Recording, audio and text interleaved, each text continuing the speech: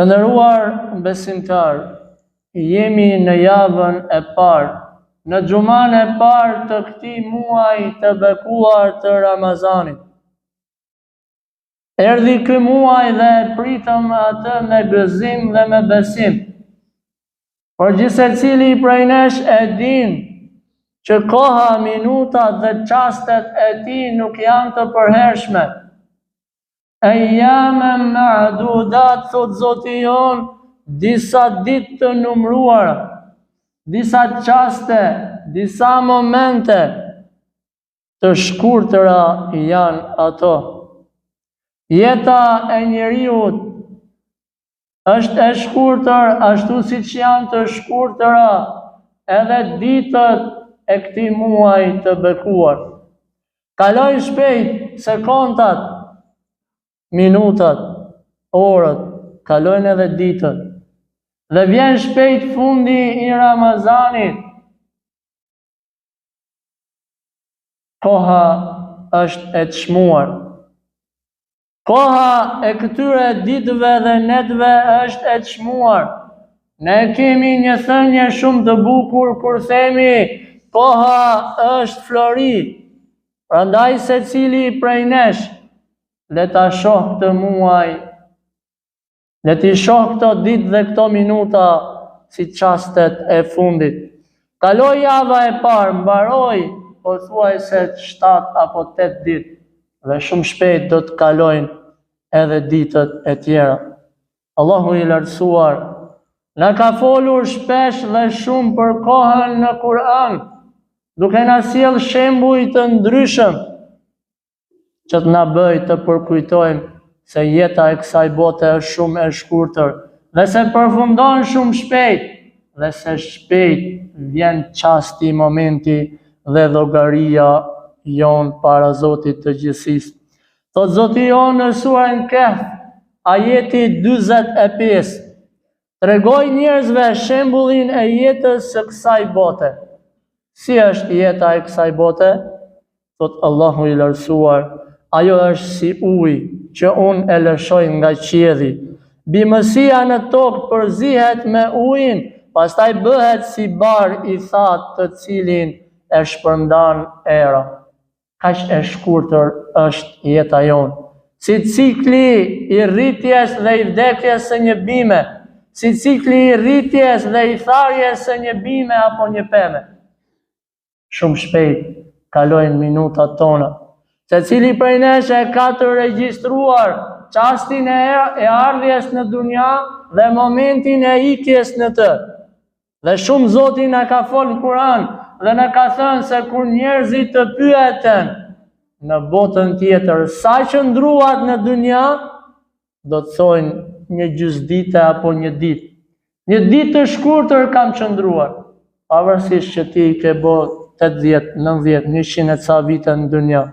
Kaq e shkurtër dhe kaq vlerë ka kjo dunja tek Zoti, saqë krahasohet e gjithë jeta e njeriu, e gjithë jeta, gjitha sprovat, gjitha gëzimet dhe hidhërimet me një çast të vetëm në ditën e madhe para Zotit tënd.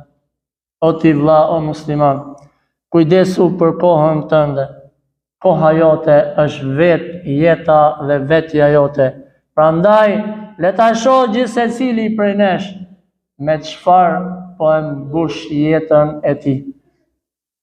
Me çfarë po i mbush fletoret e jetës së tij.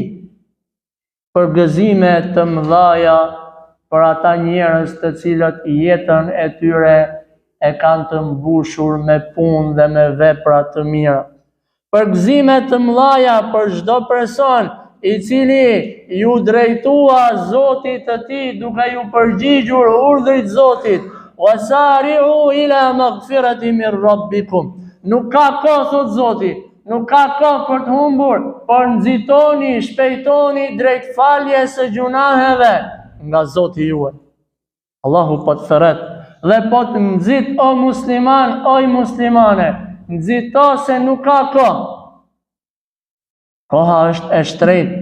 Askush prej nesh mos e lej punën e hajrit që don ta bëj sot, ta lej atë haq se po e bëj nesër. Ne nuk e dim e arrim apo jo të nesërme. Prandaj, o ti musliman, puno për banesën e përhershme, në të cilën nuk mbaron lumturia dhe as që paksohet lumturia në të. Xheneti i Zotit është i përhershëm. Xheneti i të madhit Zot është i përhershëm. Prandaj mos të të mashtroj koha që ta ka dhënë Zoti dhe të bëhesh i shkujdesur. Aq vlerë ka koha për Zotin e gjithësisë, dhe aq vlerë i ka dhënë Zoti kohës, saqë jo shpesh në Kur'an, por një sure të vetme ja ka dediku kohës. Thot Zoti jon, Bismillahirrahmanirrahim, wal asr, innal insana lafi khusr, illa alladhina amanu wa amilu salihat, wa tawasaw bil haqq, wa tawasaw bis sabr. Betohet Zoti jon në kohën, duke thënë pasha kohën. Vlera, rëndësia e kohës bën që Zoti i gjithësisë të betohet në kohën. Allahu i lartësuar betohet në çfarë do lloj gjëje, kurse ne muslimanët, ne njerëzit, krijesat e Zotit betohen vetëm në Zot. Mos thuj për kokë babës, për kokë nonës, për kokë vllajt e për kokë motrës. Nëse betohesh, thuj për Zotin dhe mos rrej në betimin tënd. Betohet Zoti në kohën dhe thot, njerëzit janë të shkujdesur në kohën e tyre, në punët e tyre, janë të shkujdesur ndaj urdhrave të Zotit. Illa alladhina amanu, përveç atyre që kanë thonë la ilaha illallah, përveç atyre që kanë besu, wa amilu salihat, besimi bashkë me punët e mira, ata që kanë besu dhe kanë bërë vepra të mira, dhe të cilët e këshillojnë njëri tjetrin që të qëndrojnë tek e vërteta, dhe përveç atyre të cilët e këshillojnë njëri tjetrin për durim. Koha është shumë e vlefshme. Jemi në çastet, në momentet, në orët, në ditët më të mira të këtij viti. Pas Ramazanit nuk ka më ditë më të mira. Prandaj le t'i shfrytëzojmë dhe mos presim të përfundojë Ramazani, pastaj të themi as sikur të ishte edhe një herë Ramazan, do të bëj atë dhe do të bëj atë. Mos e humbim kohën vërdall kot. Mos e humbim kohën me gjëra të padobishme. Mos e humbim kohën me muhabetet e kafeneve, të cilat nuk janë diçka tjetër vetëm se përgojime. Allahu na ruaj.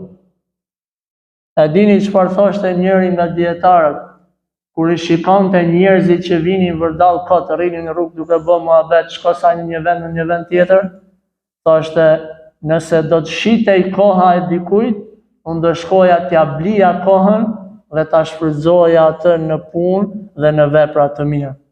Janë ditët më të mira dhe netët më të mira. Prandaj lumë për muslimanët, të cilët nuk e humbin kohën kot në lojra të ndryshme të padobishme, në haresa dhe në defrime të kota. Fitoria është për të tillë njerëz, jeni të përgëzuar nga ana e Zotit të gjithësisë. Profeti i Zotit, Muhamedi alayhi salatu wassalam, në një fjalë të tij na drejtohet dhe na thot: shfrytëzojini 5 gjëra para se të vinë 5 të tjera. Shfrytëzoj 5 gjëra që i ke, nëse i ke, para se ti humbasësh dhe të vinë 5 të tjera.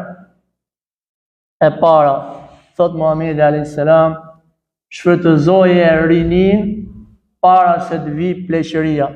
Sa je i ri dhe je i fort dhe je i shëndetshëm dhe je i mirë dhe i fuqishëm, shfrytëzoje këtë rini në punë të mira. Sa i kemi ne të vjetër në mesin tonë, të cilët vjet kanë qenë me ne, ndërsa këtë vit nuk janë shkaku i shëndetit dhe i rëndesës së shëndetit të tyre. Shkaku i përkeqësimit të shëndetit të tyre. Shfrytëzoje rinin para se të vi pleqëria. Pastaj thot, shfrytëzoje shëndetin para se të vi sëmundja. Sa je i shëndetshëm, bëhu falënderues ndaj Zotit dhe mundohu që me fuqinë dhe me shnetin që ta ka dhënë Zoti, me bo sa më shumë vepra të mira. Pastaj thot pejgamberi alayhis salam, shfrytëzoje pasurinë para se të vi varfëria.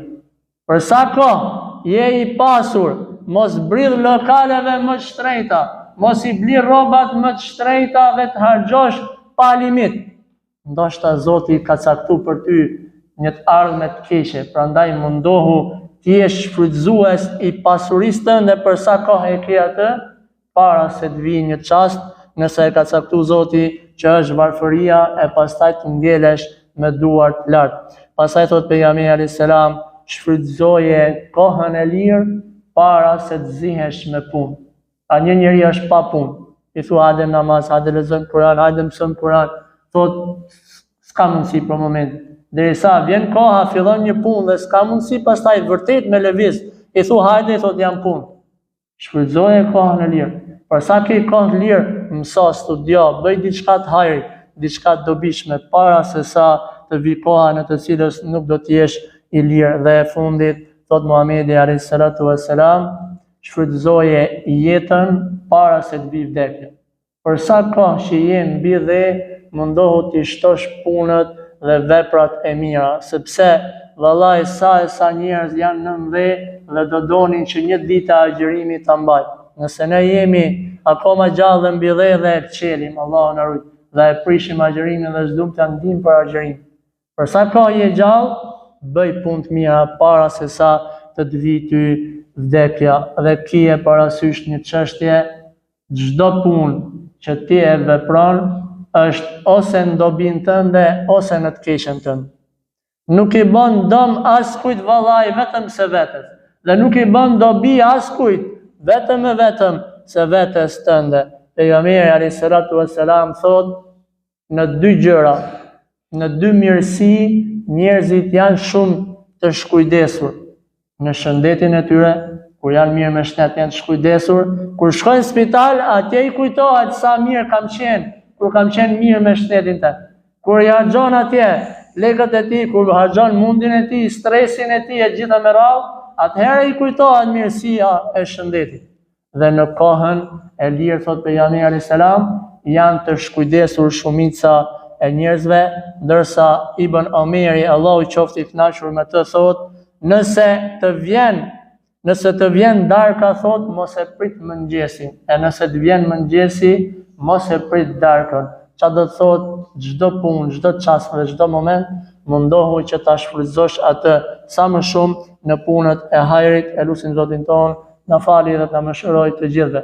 E lutim Zotin ton që ta përjetojmë Ramazanin me besim dhe me punë dhe me vepra sa më shumë.